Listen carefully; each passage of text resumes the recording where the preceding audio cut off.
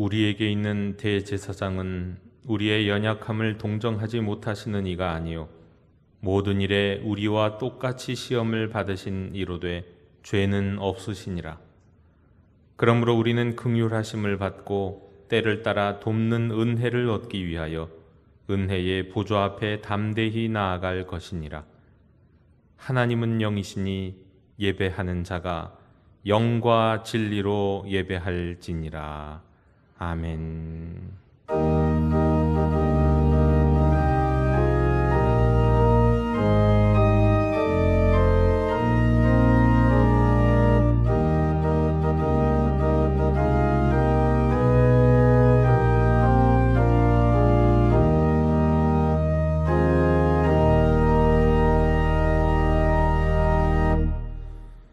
알파와 오메가요 처음과 나중 되시는 전능하신 하나님 아버지께 영광을 돌립니다.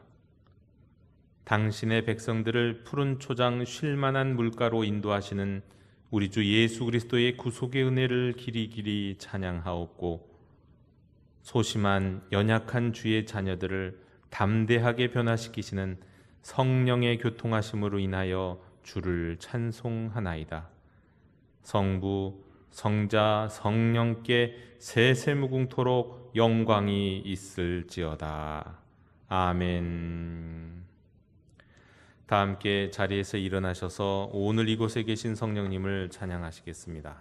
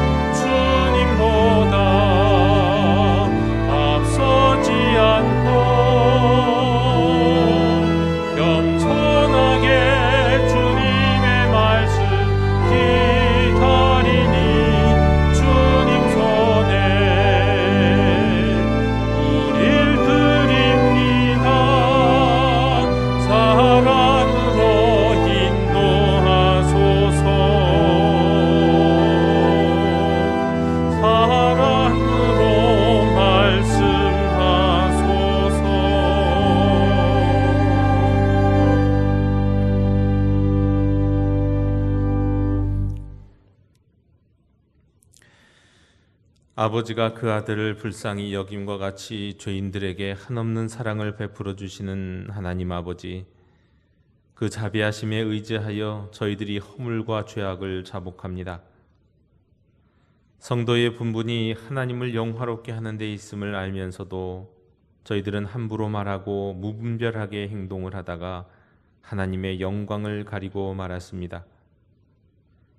주님께서 이미 베풀어 주신 수많은 은혜에 감사하기보다는 내게 없는 지극히 작은 것에 애를 태우며 원망했습니다.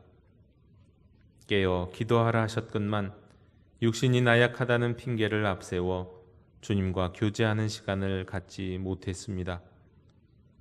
진리의 말씀을 영의 양식으로 삼아 건강한 신앙생활을 했어야 했지만 돌아보니 저희들은 세상적 지식과 경험과 물질을 양식으로 삼고 살았습니다. 오 자비로우신 하나님, 우리의 부족함에 노하지 마시고 은총을 베푸사 모든 죄와 허물을 용서해 주시옵소서. 주여 자비를 베풀어 주시옵소서.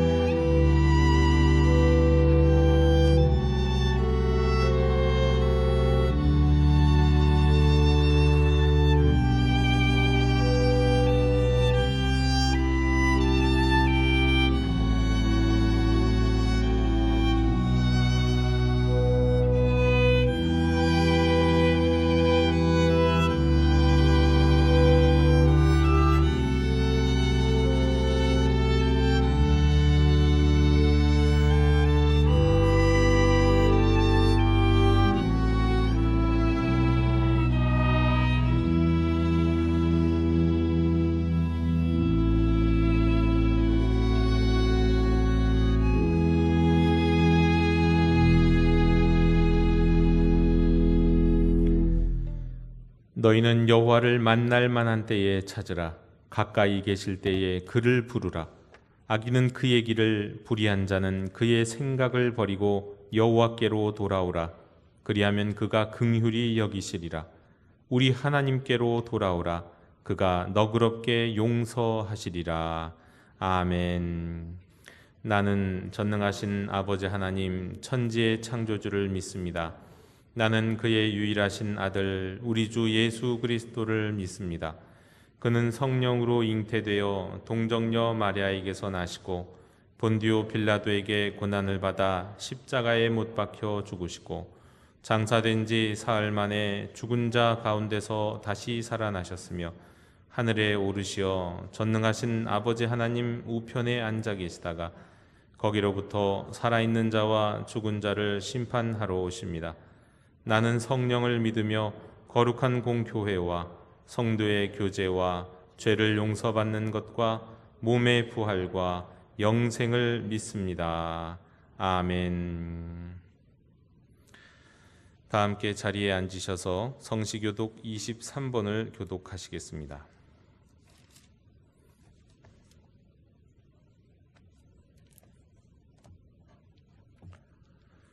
하나님이여 나를 판단하시되 경건하지 아니한 나라에 대하여 내 송사를 변호하시며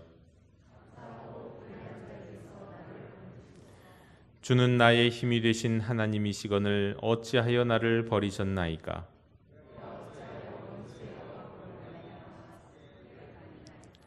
주의 빛과 주의 진리를 보내시어 나를 인도하시고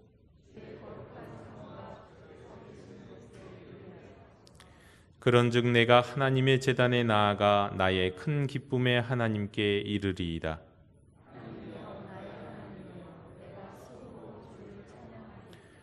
내 영혼아 내가 어찌하여 낙심하며 어찌하여 내 속에서 불안해하는가.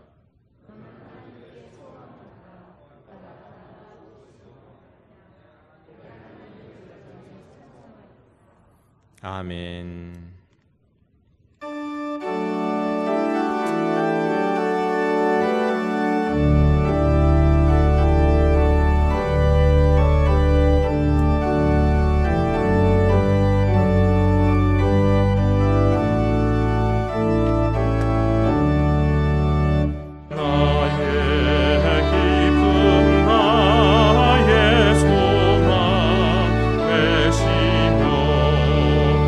나의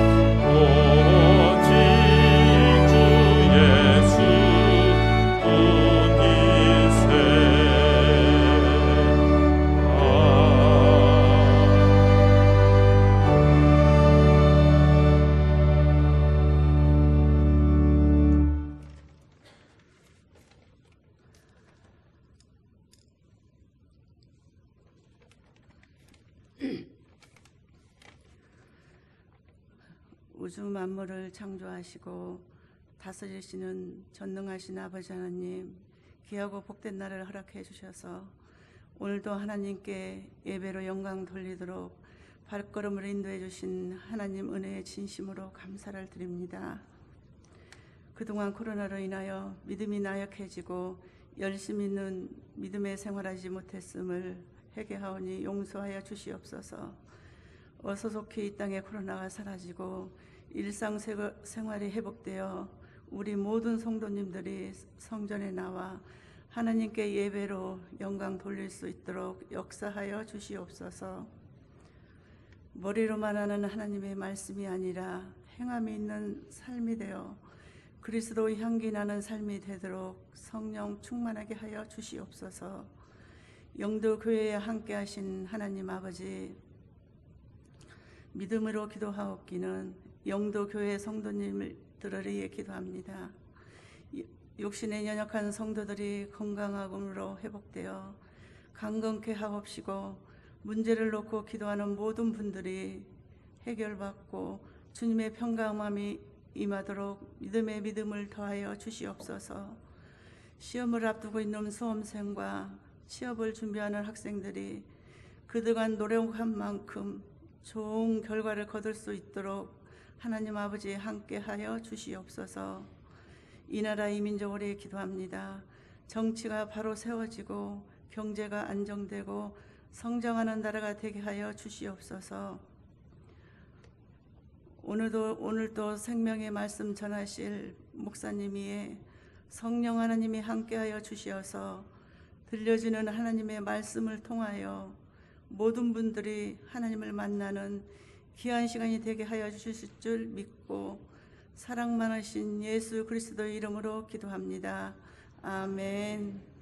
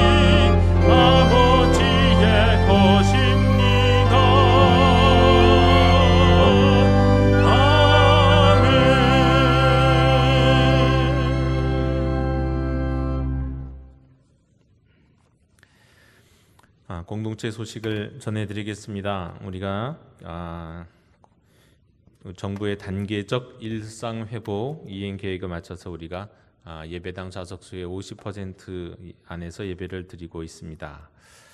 여전히 우리가 온라인 예배도 함께 드리고 있습니다. 그런데 이제 참 신기한 것은요, 지난주에 이제 50%가 이제 함께 예배를 드리면서 제가 지켜보니까 평소 코로나 이전에 우리가 예배 드리던 인원의 50%가 예배당에 나와서 딱 예배를 드리더라고요.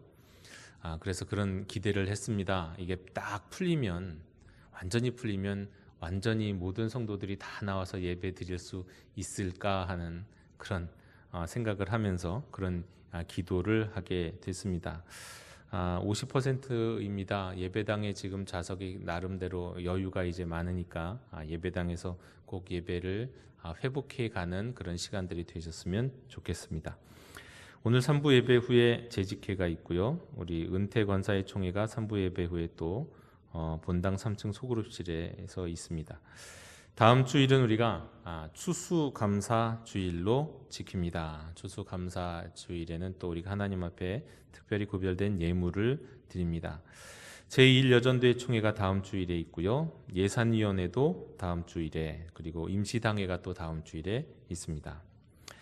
오는 수요일부터 오전 기도회를 재개합니다. 뭐 형식이나 이런 것이 특별히 달라진 것은 없지만 우리 일상 회복의 차원에서 이제 수요 오전 기도회를 함께 회복해 나아가도록 하겠습니다.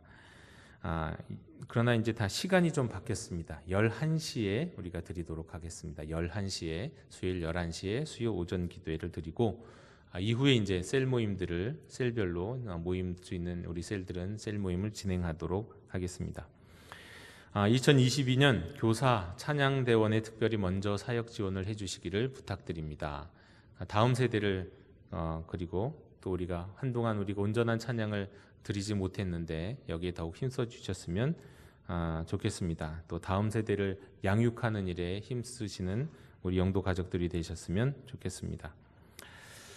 2022년 매일 성경 1년 구독 신청 지금 받고 있습니다. 오늘 많은 분들이 이제 신청해 주실 거라고 제가 얘기를 들었는데요. 매일 성경을 갖고 신청해서 구독하고 묵상하는 것과 그냥 성경책만 갖고 묵상하는 것 좀 차이는 있는 것 같습니다. 성경을 통독할 때는 성경책으로 통독하시는 게 맞고, 좀 묵상하실 때는 또 묵상하는 이 묵상 노트라든가 또 이런 매일 성경을 이용하시면 더 빠짐없이 더 가까이 또 도움을 받으면서 묵상하실 수가 있겠습니다. 2022년 수험생 및 취업준비생을 위한 기도회가 오는 목요일 18일 우리 수능 당일에 맞춰서 이 예배당 본당에서 우리가 함께 가질 예정입니다. 이 자리에서 우리 함께 기도할 때 또 여러분들 가정에서도 기도로 도와주시고, 또 우리 수험생 부모님들과 또 뭐 할머님 할아버지는 또 이 자리에 나오셔서 함께 기도하셔도 참 좋겠습니다. 추수감사주일 강단 장식을 다음 주에 지난 이제 작년엔 전혀 하지 못했는데요. 올해는 하고요. 그래서 다음 주일에 여기서 강단 장식을 좀 하고, 그리고 이 가운데 드린 헌물들을 또 이웃들과 나누도록 하겠습니다. 추수감사주일에 드리는 뭐 강단 장식이라는 게 어떤 거라는 건 여러분들 잘 아시죠? 뭐 과일이라든가 뭐 이런 것들, 채소라든가 쌀이라든가 이런 것들인데, 여러분이 헌물하시면 그것을 이웃들에게 잘 분배해서 여러 이웃들에게 나누도록 하겠습니다. 11월 20일 오는 토요일 오전까지 또 셀별로 또 개인적으로 헌물해 주시면 좋겠습니다. 셀 리더 인턴 교육 시간과 장소가 조금 변경이 됐는데요. 오는 수요일 오전 10시 시간은 같은데 수요일 오전에는 온라인은 없습니다. 이제 오프라인으로만 예배당 말고 요 아래에서 이제 같이 그 성가대실에서 같이 이 셀 리더 인턴 교육을 진행하도록 하겠습니다. 오전 10시이고요. 그리고 오후 8시 30분에는 기존과 같이 온라인으로 우리 셀 리더 인턴 교육 시간을 갖겠습니다. 이번 주에 성경 통독하신 분은 위금자 권사님, 김정자 권사님이십니다. 하나님의 위로를 빕니다. 우리 1교구 5셀의 홍청자 권사님 별세하셔서 지난 주간에 우리가 장례 일정을 모두 마쳤습니다. 우리 유족들을 여러분 위해서 기도해 주시고 또 만나면 함께 위로해 주시기를 부탁드립니다. 자, 이상으로 공동체 소식을 모두 전해드렸습니다. 이제 다 함께 자리에서 일어나셔서 말씀을 위한 찬송을 함께 부르시겠습니다.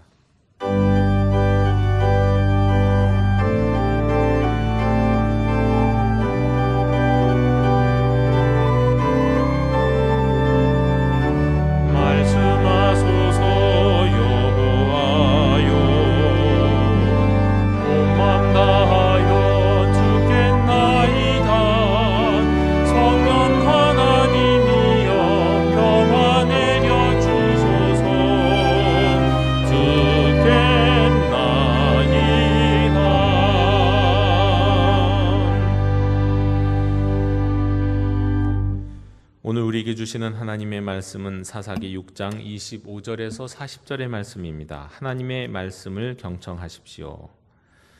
그날 밤에 여호와께서 기드온에게 이르시되 내 아버지에게 있는 수소 곧 7년 된 둘째 수소를 끌고 오고 내 아버지에게 있는 바알의 제단을 헐며 그 곁에 아세라 상을 찍고 또 이 산성 꼭대기에 내 하나님 여호와를 위하여 규례대로 한 제단을 쌓고 그 둘째 수소를 잡아 내가 찍은 아세라 나무로 번제를 드릴지니라 하시니라. 이에 기드온이 종 10사람을 데리고 여호와께서 그에게 말씀하신 대로 행하되 그의 아버지의 가문과 그 성읍 사람들을 두려워하므로 이 일을 감히 낮에 행하지 못하고 밤에 행하니라. 그 성읍 사람들이 아침에 일찍이 일어나 본즉 바알의 제단이 파괴되었으며 그 곁에 아세라가 찍혔고 새로 쌓은 제단 위에 그 둘째 수소를 드렸는지라. 서로 물어 이르되 이것이 누구의 소행인가 하고 그들이 캐어 물은 후에 이르되 요아스의 아들 기드온이 이를 행하였도다 하고 성읍 사람들이 요아스에게 이르되 내 아들을 끌어내라. 그는 당연히 죽을지니 이는 바알의 제단을 파괴하고 그 곁에 아세라를 찍었음이니라 하니 요아스가 자기를 둘러선 모든 자에게 이르되 너희가 바알을 위하여 다투느냐 너희가 바알을 구원하겠느냐 그를 위하여 다투는 자는 아침까지 죽임을 당하리라. 바알이 과연 신일진데 그의 제단을 파괴하였은즉 그가 자신을 위해 다툴 것이니라 하니라. 그날에 기드온을 여룻바알이라 불렀으니 이는 그가 바알의 제단을 파괴하였으므로 바알이 그와 함께 더불어 다툴 것이라 함이었더라. 그때 미디안과 아말렉과 동방 사람들이 다 함께 모여 요단강을 건너와서 이스라엘 골짜기에 진을 치니라. 여호와의 영이 기드온에게 임하시니 기드온이 나팔을 불매 아비에셀이 그의 뒤를 따라 부름을 받으니라. 기드온이 또 사자들을 온 므낫세에 두루 보내매 그들도 모여서 그를 따르고 또 사자들을 아셀과 스불론과 납달리에 보내매 그 무리도 올라와 그를 영접하더라. 기드온이 하나님께 여쭈되 주께서 이미 말씀하심과 같이 내 손으로 이스라엘을 구원하시려거든 보소서 내가 양털 한 뭉치를 타작마당에 두리니 만일 이슬이 양털에만 있고 주변 땅은 마르면 주께서 이미 말씀하심과 같이 내 손으로 이스라엘을 구원하실 줄을 내가 알겠나이다 하였더니 그대로 된지라. 이튿날 기드온이 일찍이 일어나서 양털을 가져다가 그 양털에서 이슬을 짜니 물이 그릇에 가득하더라. 기드온이 또 하나님께 여쭈되 주여 내게 노하지 마옵소서 내가 이번만 말하리이다 구하옵나니 내게 이번만 양털로 시험하게 하소서 원하건대 양털만 마르고 그 주변 땅에는 다 이슬이 있게 하옵소서 하였더니 그 밤에 하나님이 그대로 행하시니 곧 양털만 마르고 그 주변 땅에는 다 이슬이 있었더라. 아멘. 자리에 앉으시겠습니다.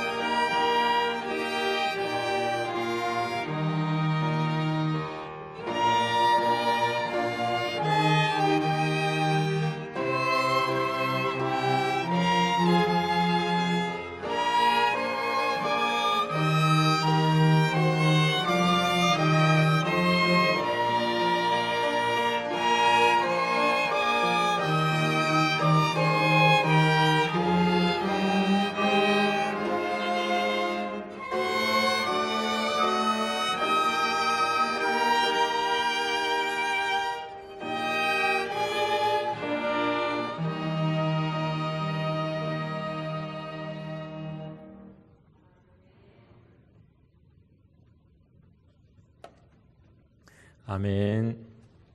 우리 평화 인사를 나누시겠습니다. 주님의 평화를 빕니다.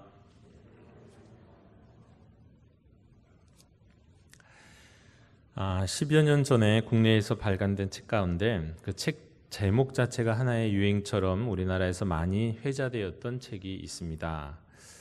이 책을 소개하는 문구 가운데는요, 이런 소개가 있었는데요. 책 소개에 인생이 큰 시련 앞에 좌절하지 않고 극복해 나는 사람들의 비밀이다. 뭐 이런 식으로 책을 소개했습니다.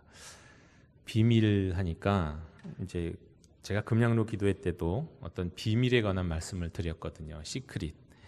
그런데 오늘도 어떻게 보면 시크릿이네요. 기도회 때 말씀드린 그 시크릿은요, 뭐 무엇이든지 원하는 대로 되고 하고 뭐 얻을 수 있게 해준다는 그런 비밀이었습니다. 근데 이것과는 좀 뭔가 비슷하면서도 다른 비밀입니다. 여러분, 이 비밀이 뭘까요? 큰 시련 앞에서 좌절하지 않고 극복해 나가는 사람들의 비밀. 이 책 여러분 혹시 기억하시는 분 계실 텐데요. 제가 뭐 질질 끌지 않고 말씀드리면 이 책의 제목, 이 비밀은 이겁니다. 회복 탄력성이라는 겁니다. 회복 탄력성. 이 회복 탄력성은 영어로 resilience인데요. 이게 그냥 사전에서는 탄성, 탄력 이렇게 번역되는 단어입니다.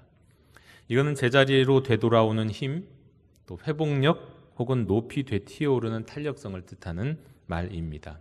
그런데 이 단어가 이 물질에 관한 이 성격에 관한 단어인데 이제 이게 심리학에서 사회적으로 사용되기 시작하면서 이게 시련이나 고난을 이겨내는 아주 긍정적인 힘을 의미하는 말로 쓰이게 됐습니다. 그런데 이 회복 탄력성이란 책을 통해서 이제 우리 사회에는 이제 그때부터 널리 회자되기 시작했던 거죠. 뭐 그 전에도 없었던 말은 아니지만 말입니다. 이 책의 목차 첫 장, 첫 문장에서 작가는 이 회복 탄력성을 이렇게 설명하고 있습니다. 회복 탄력성은 자신에게 닥치는 온갖 역경과 어려움을 오히려 도약의 발판으로 삼는 힘이다. 또 이제 더 쉬운 설명으로는 책의 부제가 달려 있는데요. 이렇게 써 있습니다. 시련을 행운으로 바꾸는 마음 근력의 힘. 마음 근력이라는 거예요. 근력.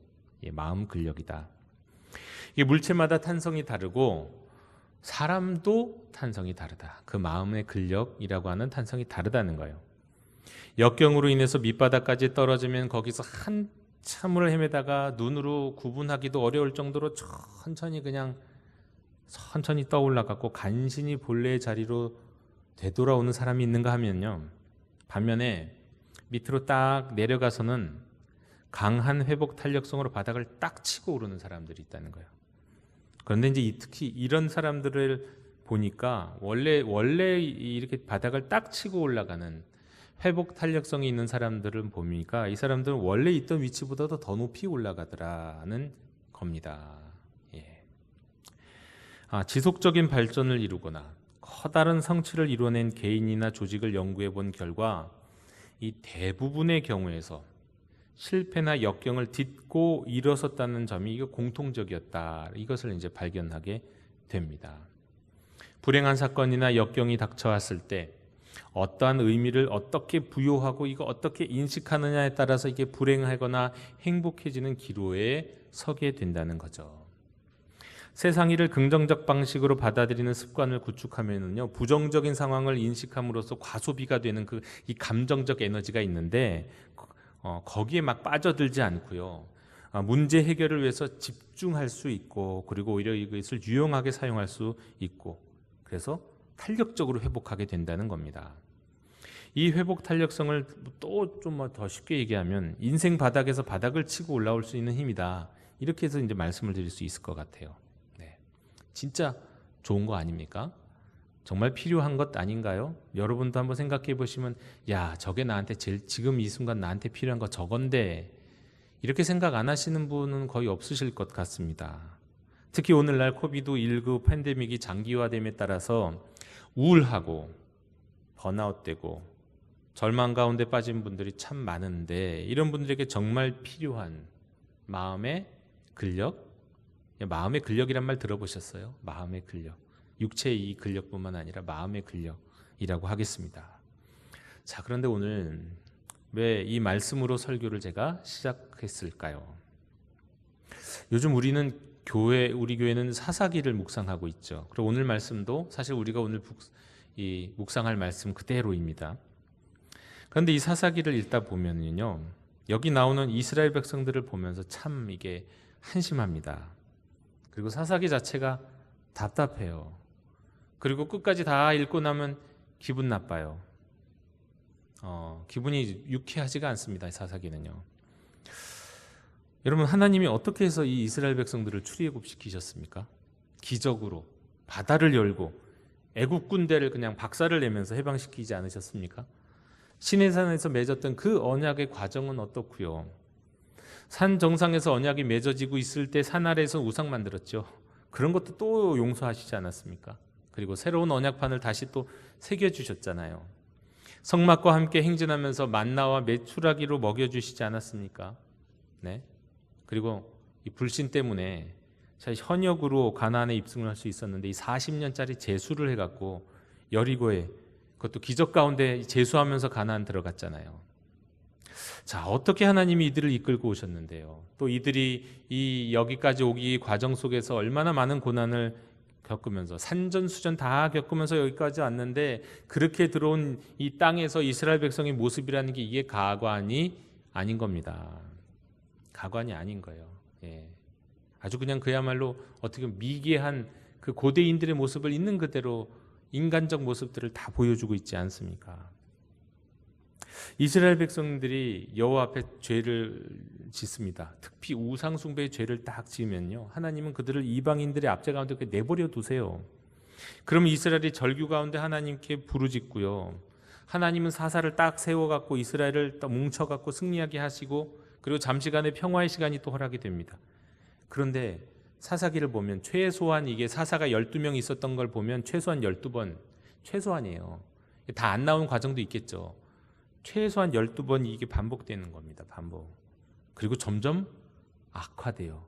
마지막에 가면 진짜 이건 막장도 막장이 아닌 잔인 이건 19금 이야기가 나옵니다. 사사기에서 벌어지는 타락과 구원의 반복, 그게 또 단지 사사기에서 끝나지 않습니다. 그 이후에 성경 속에서 나타난 이스라엘의 역사는 그야말로 이게 죄절구평이라고 제가 외우거든요. 죄절구평, 죄를 짓고 그것 때문에 이 사람들이 고통 가운데 절규하게 되고, 그럼 하나님이 사사를 세워서 구원하시고 또 평화의 시간이 이루어지는, 이게 죄절구평. 이게 그냥 계속 반복됩니다. 그리고 사실 이 죄절구평의 시간들은 좀 다른 차원에서는 예수님 시대 이후 비교적 최근까지 현대에 이르기까지 계속되었던 사건이에요. 자, 그런데 하나님이 이러한 사사기의 역사를 만들어 가신 이유가, 허락하신 이유가 도대체 무엇일까를 제가 묵상하는 가운데 이게 번뜩 떠올랐던 단어가 이게 회복 탄력성이라는 단어였습니다. 성경에서뿐만 아니라 이스라엘 역사 속에서 지금까지 이어지고 있는 이 고난과 그 고난 극복, 이게 반복의 이 과정은 어쩌면 하나님께서 유대인들에게, 이스라엘 백성들에게 이 회복 탄력성이라고 하는 민족적 DNA를 만들어 주시는 과정은 아닌가. 여러분, 현재 유대인들이 세계에서 가장 뛰어난 민족으로 살고 있다는 건 그냥 다 인정하잖아요. 네. 그들이 예수님을 믿건 복음을 믿건 일단 그런 거 다 제쳐놓고 인종적으로나 그들이 아주 뛰어난 성과 가운데 살아가고 있다는 건 다 인정하는 것 아닙니까? 네. 근데 그게 왜 가능해졌을까? 뭐 여러 가지 이유 들 수 있어요. 여러 가지 이유를 들 수 있는데 사사기를 묵상하는 과정 속에서 제가 발견하게 된 것 하나는 무엇이냐? 수천 년의 역사 속에서, 사사기에서도 그것이 반복되지만 수천 년의 역사 속에서 이들이 바닥을 치고 올라오는데, 이 바닥을 치고 올라오는 그 경험이 그들에게 있어서 하나의 이게 영적인 마음의 근력이 되고요, 이것이 그들에게는 유전자로 새겨지는 거예요. 네, 유전자로. 하나님이 이런 일들을 위해서 이런 죄절구평의 역사를 반복하게 하신 것 아닐까. 자, 그렇다면 우리가 이스라엘의 역사를 우리 한 사람 한 사람의 인생으로 비교할 수도 있거든요. 이스라엘은 한 민족이기만 하지만 우리가 성경을 읽을 땐 이스라엘은 사실 나 자신이기도 하고 한 사람 한 사람의 인생으로 생각할 수도 있는데, 그렇게 된다면 우리의 죄로 인한 것이든 아니든 다른 원인으로 인한 것이든지 간에 인생 가운데 시련과 역경이 생기고 거기서 구원, 받는 그 구원의 여정을 걷게 하시는 것이, 그것도 한 번이 아니잖아요. 여러분, 예수님 믿을 때 한 번 구원 받았습니까? 아니에요, 여러분. 구원 한 번 받지 않습니다. 물론 우리가 하나님의 자녀가 되는 구원은 한 번이라고 할 수 있지만, 우리가 죄의 나락에 떨어졌다가 다시 한번 일어나고 하는 이것을 구원이라고, 이것을 구원의 과정으로 전체적으로 생각하면, 여러분이 50년 믿으셨으면요, 여러분 500번은 구원 받으셨어요.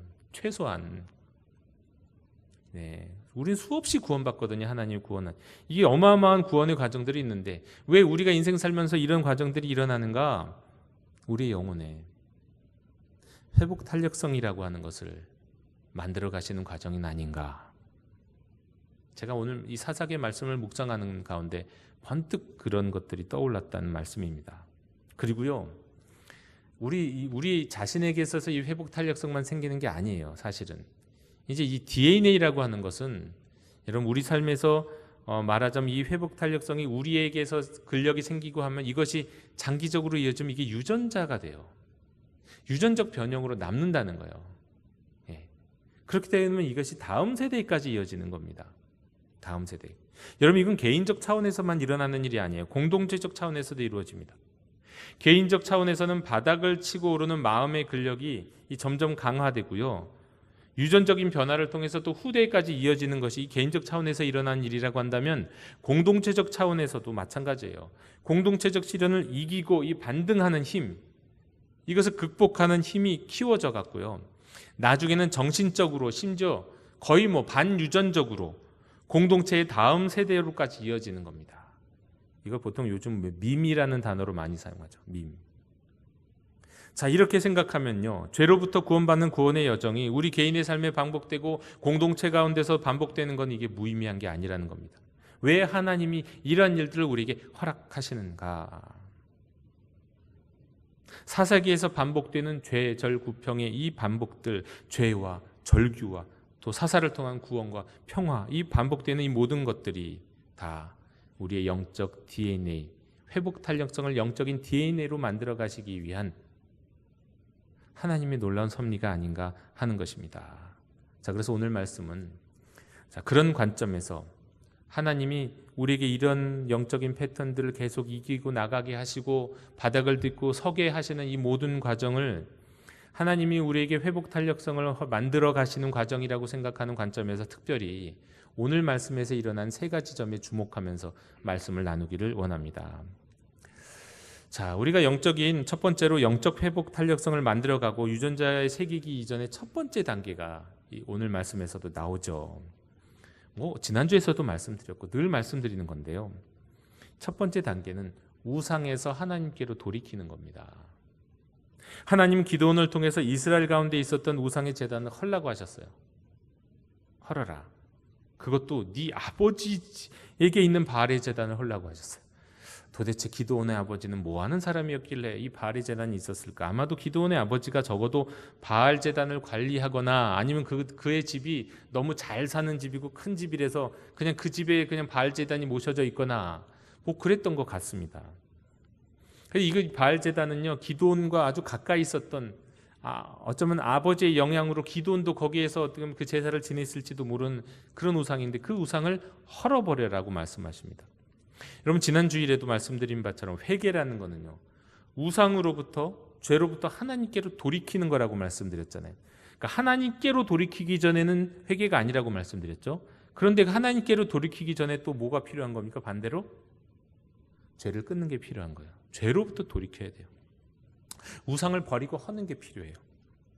제가 여러 가지 책들이나 간증을 보면서 분명하게 확인하게 되는 것 중에 하나가 뭐냐면, 무당이었다가 회심한 경우, 또는 외국의 경우는 사탄 숭배자였다가 회개하고 돌아오는 경우들을 보는데요, 그 과정 속에서 수많은 영적 경험, 엄청 영적 전쟁을 합니다. 그들은 정말 자기가 생명의 위협을 느낄 정도의 영적 전쟁을 한다고 다들 하나같이 얘기해요. 간증합니다. 그런데 그들이 이렇게 회개하고 하나님께로 돌아오는 과정 속에서 첫 번째 순서가 뭔지 아세요? 그들이 섬겼던 우상의 제단을 허무는 것부터 시작합니다. 제단을 헐 뿐만 아니라 그들이 우상을 섬길 때, 사탄을 숭배할 때는 무당들이든지 간에 사탄 숭배자들인지 간에 그 도구들이 있어요. 도구들이. 예? 무당에게도 그 무당하는 그 도구가 있고 사탄 숭배자도 그 도구들이 있는데, 그게 여러분 꽤 비쌉니다. 싼 건 수백만 원이고요. 뭐 수천만 원대래요. 수천만 원대. 개인적으로 갖고 있는 그 도구들 가격으로 합치면. 그런데 이런 것들을 다 이 회개하고 돌아오는 사람들의 특징은 그런 것들을 다 누구에게 팔거나 물려주지 않고 다 그냥 과감히 치워버린다는 거예요. 허물어버린다는 거예요. 사용이 불가능한 것으로 만들어버린다는 거예요. 여러분 이렇게 하나님께 돌이키기 위해서는요, 우상을 치우는 일이 먼저예요. 물론 하나님의 능력을 알기 때문에, 하나님의 은혜를 입었기 때문에 이게 가능한 거니까 우선순위 닭이 먼저냐 달걀이 먼저냐 이렇게 할 수도 있는데, 온전한 회개의 과정으로서 첫 번째 회개를 이루기 위해서는 우상을 버리는 과정이 반드시 필요해요. 그리고 그 우상을 치우는 것엔 손해가 따르고요, 우상을 버리는 데 있어서는 위험도 따라요. 반드시 이런 과정이 있다는 거예요. 오늘 본문에 따르면 성읍 사람들은 이른 아침 바알의 자단이 파괴되고 아세라는 찍혀 있고 그 찍혀 있는 나무 갖고 태워져서 하나님께 제물을 드려진 것, 제단 하나님께 제사가 지내진 걸 보게 됐습니다. 그런데 이런 상황을 아침 일찍 봤나 봐요. 그러니까 보면 이 바알 숭배하는 사람들도 부지런한 거죠. 우리가 새벽 기도하는 것처럼 새벽부터 나와서 바알을 숭배한 거예요. 그래서 일찍 발견했습니다. 이들은 분노했어요.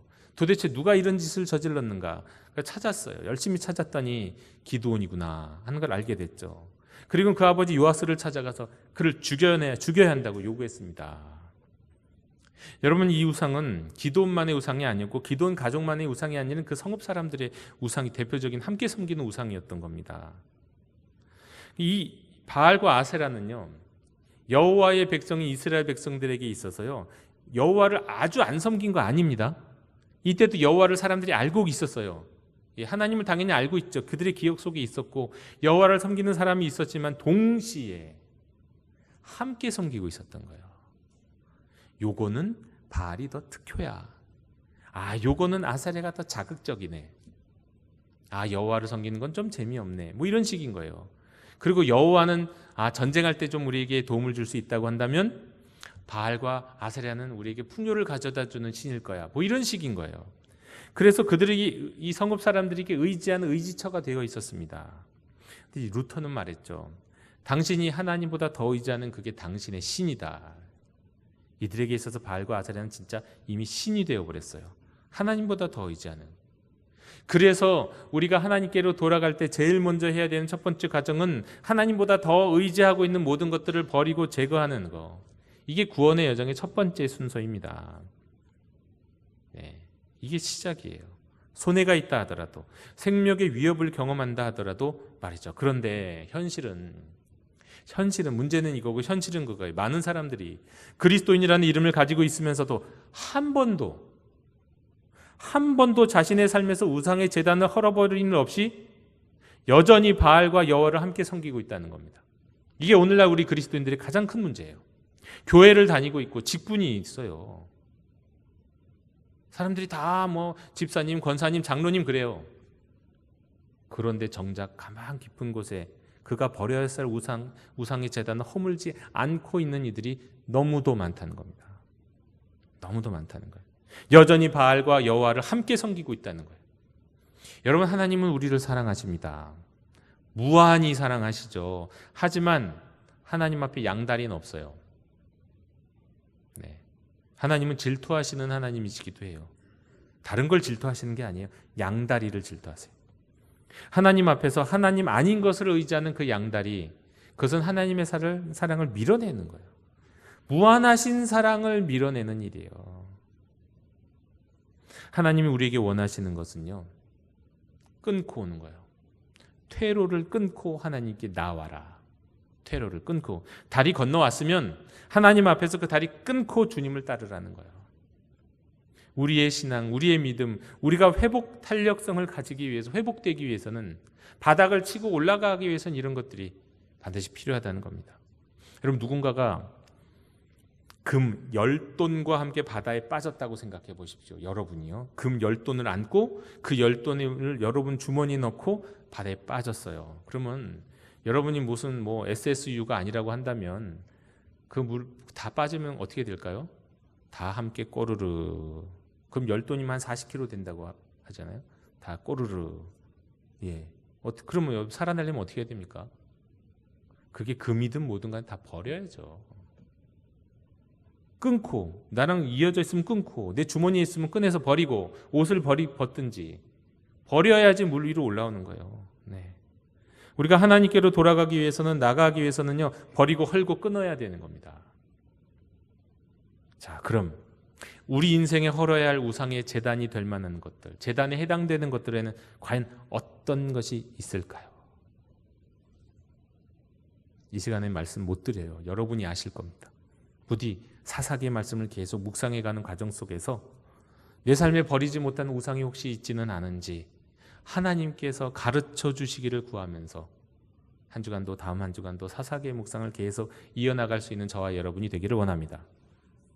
자, 두 번째로 하나님이 우리의 삶에서 영적 회복 탄력성을 키우는 과정 가운데 하나님은 돕는 일을 예비해 두셨다는 것을 우리는 주목할 필요가 있습니다. 자, 우상을 헐고 주님의 뜻에 순종하는 기도원에게 하나님은 돕는 일을 예비해 놓으셨어요. 누구였습니까? 바알의 제단을 헐고 아세라상을 찍고, 그래서 이제 기도는 성읍 사람들에게 이제 공동의 표적이 됐죠. 그래서 이제 살해 위협을 당하게 된 거예요. 그런데 그 가운데 이 기도원을 구한 사람이 누굽니까? 그의 아버지 요아스 아니었습니까? 그를 돕는 사람이 됐죠. 요아스는요, 흥분한 성읍 사람들 앞에서 기지를 발휘해서 그들을 설득합니다. 이렇게 설득해. 너희가 바알을 위해서 다투느냐. 의미를 살려서 번역하면 이런 뜻이에요. 너희가 바알의 대변자라도 되냐? 너희 가운데 바알의 대변자 있던 사람이 있어? 바알을 대신해서 말할 수 있는 사람이 있어? 뭐 그런 뜻이죠. 아무도 바알의 대변자가 아니지 않느냐. 바알이 진짜 살아있는 신이라면 바알이 직접 바알 제단을 파괴한 일을 상대할 것이다. 가만히 있어라. 그런 뜻이에요. 논리적으로 그럴싸하죠. 그래서 성읍 사람들 그 얘기 설득됐습니다. 솔직히 요아스도 무척 화가 났을 수도 있죠. 일단 아들을 그러나 살려야 했기 때문에 기지를 발휘한 것이죠. 하나님이 그런 지혜를 주셨다고도 할 수 있고요. 또 그 역시 바알을 섬기기는 했어도 어쩌면 이 요아스도 사실은 양다리를 거치고 있었을 거예요. 그가 여호와를 전혀 모르는 사람은 아니었어요. 그렇기 때문에 이게 도대체 무슨 일이지? 놀랐을 수도 있는 거고요. 자, 뭐 어쨌든 간에요.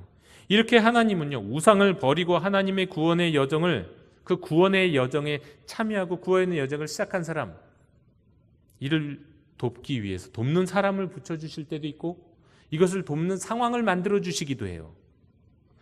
예, 하나님께서 이 도와주시면서 우리에게 지혜를 주시기도 하고요. 우리는 이런 도움을 통해서 우상을 버리고 하나님께 나아가는 그 구원의 여정이, 아, 이게 틀린 길이 아니구나, 하나님이 도와주셨구나, 일 가는 거 맞는구나 확인하게 되는 겁니다. 자, 여러분 어떠신지요? 여러분 인생에서 첫 구원의 여정을 시작하셨을 때요, 특히 이제 주로 첫 여정 시작할 때, 아니면 뭐 반복되는 죄와 시련의 과정에서 구원의 여정을 또 걸으실 때 하나님을 대신하는 하나님의 도움의 손길을, 도움의 상황들을 경험해 보셨습니까? 저는 제 인생 가운데 예수 그리스도를 구주로 고백하고 믿음으로 세례를 받은 후에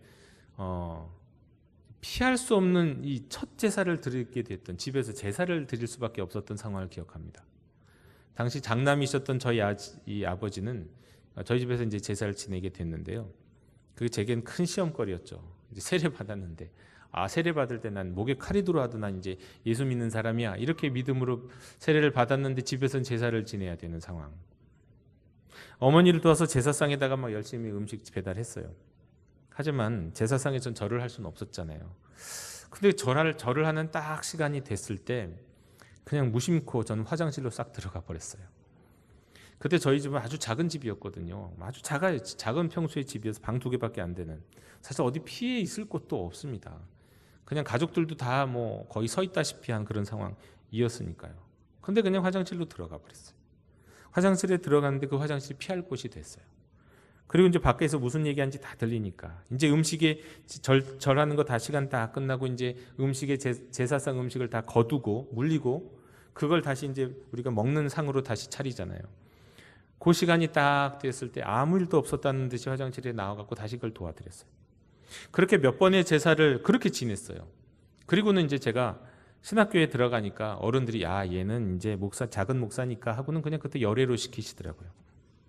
저는 이런 과정 속에서도, 아, 하나님이 내가 제사 가운데 절을 하지 않도록 내가 다짐하고 또 이렇게 작정하고 그렇게 결단을 하니까 하나님께서 여러 가지 상황 가운데 나를 도와주시는구나. 상황을 통해서 도움을 주시고 지혜를 통해서 도움을 주시고 때로는 또 사람을 통해서 도움을 주시는구나 하는 것을 경험하게 됐습니다. 자, 이런 도움을 통해 우리는 일어나게 되는 거예요. 네, 이런 도움을 통해서 바닥을 치고 올라가는 일들이 가능해지는 거죠. 만약에 나 혼자라면 참 힘들었을 거예요. 아마 여러분들도 그런 경험 많이 해보셨을 겁니다. 예수님을 믿고 처음에 헤매고 답답한 경험을 했는데 하나님께서 어떤 지혜를 주시거나 어떤 상황을 만드시거나 어떤 사람을 보내주셔서 여러분을 거기 도움을 주시는, 이게 여기서 딱 일어나기만 하면 탄력이 생기는데 그거 일어날 수 있는 도움을 주시는 거 여러분 경험해 보셨을 겁니다. 하나님은 우리를 시련에 그대로 내버려 두지 않으세요. 그 힘을 주신다는 거예요. 그리고 이것을 통해서 우리가 알 수 있는 또 한 가지는 뭐냐면 우리가 그런 사람이 되어야 한다는 겁니다. 이제 막 일어나려고 하고 바닥을 치고 바닥에서 헤매고 있는 사람이 일어날 수 있도록요. 요만큼만 이렇게 세워주면 되거든요. 요만큼만. 예, 살짝만 잡아주면 일어날 수도 있거든요. 우리가 그런 도움의 손길이 되어야 한다는 거예요. 그래야 그런 우리의 형제 자매들이 하는 이 역경과 시련 속에서 때로는 죄악 속에서 구원받는 그 구원의 여정 가운데 회복 탄력성을 가지게 된다는 것입니다. 네. 세 번째로 우리 삶에서 영적인 회복 탄력성을 키워가시는 그 구원의 여정 중에서 주목해야 할 세 번째 포인트는요. 오늘 말씀을 보니까 그렇습니다. 하나님은 소심한 인생을 담대한 인생으로 만들어 가신다는 거예요. 긍정적인 인생. 여러분, 소심한 인생의 특징은 뭡니까? 부정적이에요. 담대한 인생의 특징은 뭐예요? 긍정적이에요. 영적으로 소심한 사람을 영적으로 담대한 사람으로 바꾸어 가시고 만들어 가세요. 저는 그렇게 생각해요. 세상의 모든 면에서, 세상 사람들 가운데도 모든 면에서 대범하고 화통하고 겁없이 담대한 인생은 없다. 누구든지 간에 겉으로는 나는 아니야 라고 말하는 그 사람들 가만히 보면 한꺼풀만 벗겨보면 다 소심해요. 저도 그렇고 여기 계신 여러분들도 전 100% 다 그렇다고 생각해요. 기본적으로 한꺼풀만 벗기면 다 우리는 소심한 사람이잖아요. 네, 그 우리의 어떻게 보면 연약한 모습입니다. 네, 그 정말 그런 게 또 필요하기도 해요. 소심함은 또 다른 모습으로 걱정이 많은 것이기도 하거든요. 걱정도 팔자인 분들이 참 많은데 특히 이제 엄마들이 그렇죠. 엄마들은 자녀와 가족에 있어서는 걱정이 팔자잖아요. 그런데 사실 그 걱정이 팔자라는 게 나쁜 것 아니죠. 그냥 걱정이 많은 사람이 오래 산대요. 그러니까 실제로 그런 연구 결과 보면은 이렇게 되면 위험할 수 있다라는 이 걱정이 많은 여성들이 무엇이든지 걱정 없이 담대하게 하는 남성들보다 오래 살아요. 예, 걱정 없는 게 무조건 좋은 거는 또 아닌 겁니다. 왜냐하면 걱정 없이 살면은요 사고로 빨리 죽거든요. 가능성이 높아지거든요.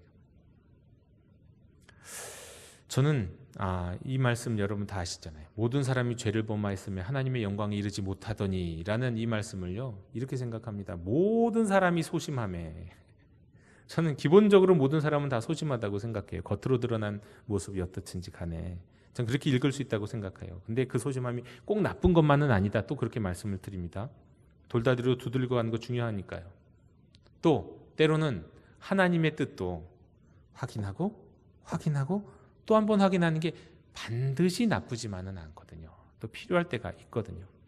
자, 여러분, 기도원과 300용사, 이거 주일학교에 아주 많이 나오는 이 이야기거든요. 스토리거든요. 기도원과 300용사. 그러면 이제 기도원은 우리가 딱 생각하기를 기도는 정말 담대한 사람이구나. 야, 대단하다. 미디안 대군을 대항하는데 칼 갖고 싸우는 것도 아니고 뭐 그때 특별한 무기가 있는 것도 아니고 횃불과 항아리 갖고 300명이 가갖고 그들을 그냥 자중지멸하게 이렇게 만들다니 대단한 사람 아닌가, 용기 있는 용감한 사람이라 생각할지 모르는데 우리가 이 말씀을 제대로 묵상하면, 그러니까 쭉 사사기를 묵상하면서 우리가 발견하게 되는 게 뭡니까? 이 기도원이 처음부터 그런 사람 아니었다는 거잖아요. 기도원 처음부터 그런 사람 아니었어요. 우선 하나님이 부르실 때 그는 자기 자신을 집안에서 가장 약하고 작은 자라고 얘기합니다. 실제로 그렇게 생각하고 있다. 우리 집에서 내가 제일 작고 약한 사람이에요. 나 제일 소중한 사람이에요. 하나님께 그렇게 얘기해요. 그리고 또 오늘 말씀 가운데 나오듯이 그는 바알 제단을 파괴하고 아세라 상 찍어낼 때 언제 했습니까? 사람 없을 때. 사람 없을 때 밤에 몰래 가서 그 일을 하잖아요. 물론 밤에 몰래 가서 하는 것도 대단한 일이죠. 그것도 대단한 일인데 여기 이것을 통해서 보여주는 이 말씀에서 이렇게 보여주는 거 보면 이 사람이 여전히 이게 좀 겁이 많은 사람이라는 것을 말씀 속에서 가르쳐 주시는 거예요. 그리고 미디안을 대적하러 나가기 전에는 양털 물치를 갖고 오늘 말씀 우리가 읽었죠. 2번이나 하나님 앞에 분별을 하면서 하나님께 시험하잖아요. 2번이나 묻잖아요. 이게 보통 소심한 사람이 아니었다는 걸 보여주는 장면입니다. 물론 이런 소심함은 기도원 이전의 사사 이야기에도 나와요. 드보라와 바락의 이야기 보면 특히 바락의 소심함과 주저함으로 인해서 바락은 이 영웅이 될 수 있고 영광을 받을 수 있는데 영광을 못 받았어요. 한 여인 야엘에게 영광을 빼앗깁니다. 드보라가 바락에게 이스라엘 백성들을 모아서 시스라를 대적하라고 했는데 그럼 하나님이 그를 너의 손에게 넘겨주실 거라고 말씀을 했는데도 불구하고 못내 두려움 가운데 드보라요 꼭 같이 가주세요. 같이 가야만 나갈 겁니다. 그렇게 얘기하지 않았습니까? 그래서 시스라를 잡는 영광을 야엘이란 여인에게 뺏겨버려요. 그러나 물론 이 기드온의 소심함 그것도 이제 양털 뭉치로 재차 하나님의 뜻을 모는 소심함은 또 다르게 볼 수도 있습니다. 바락의 소심함은 이게 불안한 마음 속에서 그런 거라고 한다면 이 기드온의 소심함은 어떻게 보면 그냥 소심함이 아니라 정말 하나님의 뜻인지를 재차 분별하는 것일 수도 있기 때문이에요. 재차 3차 확인하는 거 때문에 하나님은 이걸 노하지 않잖아요. 노하시지 않잖아요. 화를 내시지 않잖아요. 네. 그런데 이런 소심했던 인생을요 하나님이 점점 담대한 인생 그야말로 하나님의 용사로 만들어 가십니다. 하나님의 용사, 바닥을 치고 올라갈 수 있는, 어려움이 있고 시련이 있으면 그래 한번 이겨보자 하고 이겨내길 수 있는 그런 용사로 만들어 가신다는 거예요. 여러분, 하나님의 사람들은 처음부터 담대하게 타고나는 거 아닙니다. 하나님의 뜻에 순종하고 때로는 하나님의 뜻을 분별하는 가운데 점차 하나님을 신뢰하게 되고 하나님을 알게 되고 경험하면서 담대한 인생이 돼가는 거예요. 구원의 여정을 통해서, 그것도 반복적인 여정을 통해서 점차 용기 있는 인생으로 만들어 가시는 거예요. 원체 걱정이 많고 소심했던 사람은 점점 담대하고 영적으로 긍정적으로, 근데 어떤 사람은 기질적으로 담대한 사람 있잖아요. 담대한 성격. 물론 그 뒤에는 소심함도 있지만 겉보기에 그런 사람들은 자신의 힘과 자신의 담대함으로 자신이 구원받은 것이라는 착각을 하지 않기 위해서 하나님께서 또 그들의 이 성격적 담대함을 일단 누르시고 하나님을 만나고 하나님의 힘으로 구원받았다는 고백을 할 수 있게끔 상황을 만드십니다. 네. 삼손이 그랬죠. 삼손은요 자기 혈기로 다 했잖아요. 하나님이 도와주시는 건데도 자기가 하는 줄 알다가 결국 마지막에 비참하게 하나님 한 번만 도와주세요. 이거 내 힘으로 하는 거 아니었어요. 하나님의 힘으로나 하는 거군요. 마지막에서의 비참하게 깨닫고는 그냥 비참한 종말을 맞이하지 않습니까? 자, 이로써 우리들은 자신의 실수로 인한 역경이든 죄로 인한 시련이든 간에 세상이 가져다주는 고통이든지 간에 바닥에 내려갔다가도 하나님의 도우심으로 딛고 튀어오르는 이 회복 탄력성을 우리의 DNA에 새겨서 우리 각자의 마음의 근육이 강해지는 것뿐만 아니라 다음 세대까지도 그 믿음의 유산을 넘겨줄 수 있는 그런 일들이 일어나는 겁니다. 하나님이 우리의 삶에서 이런 일들을 행하신다는 거예요. 이것이 바로 구약 성경과 사사기에서 발견되는 죄절구평이라는 겁니다. 죄절구평, 죄, 절규, 하나님의 구원, 평화. 하나님의 자녀된 여러분, 반복되는 구원의 여정 가운데서 우리가 경험하는 회개의 과정, 시련과 극복의 과정은 하나님이 우리로 하나님을 더욱 신뢰하고 더욱 힘차게 일어날 수 있도록 우리 안에 하나님의 경험을 통해서 하나님에 대한 신뢰, 긍정적인 믿음으로 영적 마음의 근육을 키우시는 과정입니다. 그리고 다음 세대까지 이르게 하시는 오묘한 뜻이 숨겨 있는 거예요. 탕자가 아버지께로 돌아왔을 때 그는 그 아버지를 새롭게 알게 되면서 하나님 아버지에 대해서 더 적극적으로 신뢰하고 그 다음에 또 그런 비슷한 일이 있었을 때 또다시 일어날 수 있는 힘이 생기지 않았겠습니까? 절망에서 이겨낼 수 있는 힘 말이죠. 그것처럼 우리에게 오늘도 구원의 여정을 겪게 하시는 하나님의 뜻이 여기 있다. 사사기를 통해서 발견할 수 있는 우리의 영적인 회복 탄력성을 키우시기 위한 이 모든 하나님의 뜻이 우리가 저 인생의 고난을 겪고 그 고난을 이기게 하시는 모든 과정 속에 나타나 있다, 드러나 있다 라는 사실을 여러분 믿으시고 신뢰하시고 그 하나님의 구원 여정에 다시 한번 여러분을 내어 맡기면서 하나님을 더욱 신뢰하는 영적인 회복 탄력성, 영적 마음의 근육을 담대하게 갖고 나아가는 저와 여러분이 되시기를 주님의 이름으로 축원합니다. 하나님 아버지, 오늘 저희들에게 주신 이 말씀을 기억하면서 우리의 삶에서 일어나고 있는 여러 가지 어려움과 시련의 이유가 무엇인지 알게 하시니 감사합니다. 이스라엘 백성이 동일하게 계속해서 죄 가운데, 절규 가운데 또한 구원받고 또한 평화를 이루게 되는 이 과정을 반복하는 이유도 알게 하시니 감사드립니다. 하나님, 저희가 이런 과정 속에서 정말 하나님에 대한 더 깊은 신뢰를 가질 수 있도록 도와주시고 영적으로 긍정적인 인생 될 수 있도록 인도해 주셔서 죄와 시련과 고난 가운데 담대하게 바닥을 치고 올라갈 수 있는 저희들이 될 수 있도록 인도해 주시옵소서. 그리고 그것이 우리 한 사람의 인생뿐만 아니라 우리 공동체 가운데, 우리 공동체가 뿐만 아니라 다음 세대까지 이어질 수 있도록 저희들과 함께해 주시옵소서. 예수님의 이름으로 기도드립니다. 아멘.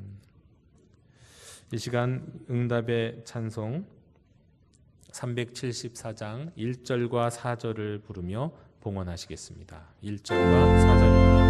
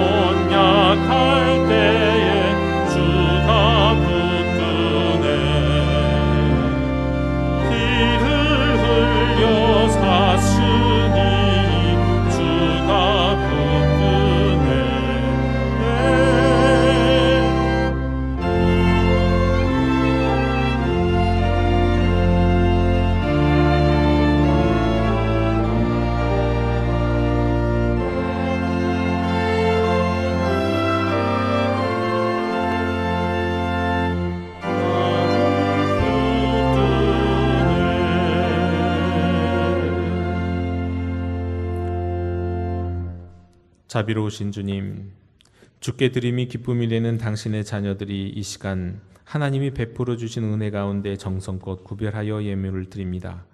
10의 1조와 감사헌금과 주일헌금과 선교헌금과 구제헌금 등등의 예물을 아낌없는 마음으로 드립니다. 향기로운 예물을 흠양하여 주옵소서. 예물뿐 아니라 우리의 기도와 헌신도 바칩니다. 주님의 나라를 세우는 데 사용해 주시옵소서. 드리는 손길들의 몸과 마음과 가정과 직장과 사역을 붙들어 주시옵고 아브라함을 복된 자로 또한 복의 통로로 삼으셨던 것처럼 저희도 복되게 하시고 이웃에게도 복의 통로 되게 해 주시옵소서. 예수 그리스도 이름으로 감사하며 봉헌기도 드리옵나이다. 아멘. 다 함께 자리에서 일어나셔서 결단의 찬양을 함께 부르시겠습니다.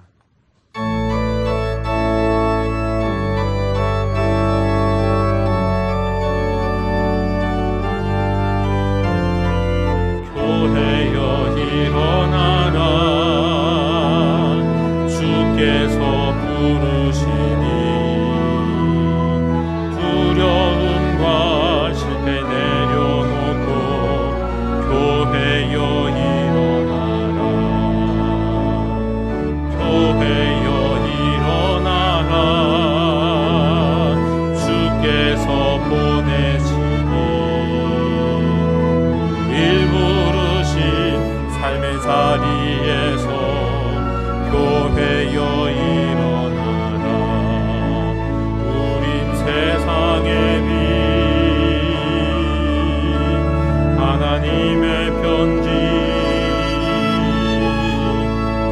교회를 통해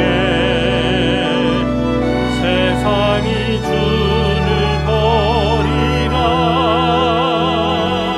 일어나라 아버지 사랑으로,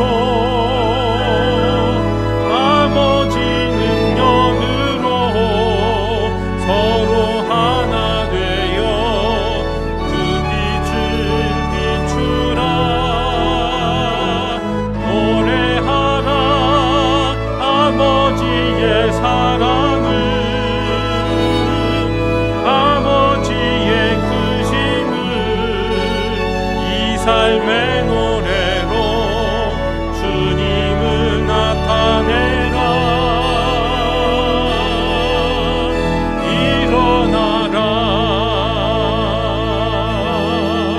일어나라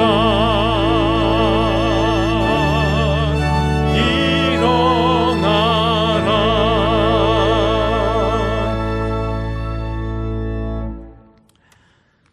자신의 삶에서 남은 우상을 제거하고 온전히 하나님께로 돌아가며 구원의 여정을 걷는 가운데 하나님의 도우심의 손길을 경험하고 소심한 자였으나 이제 주의 양육 가운데 담대한 자 되기를 원하는 모든 주의 자녀들 머리 위에 우리 주 예수 그리스도의 은혜와 하나님의 사랑과 성령님의 교통하심이 함께 계시기를 축원하옵나이다.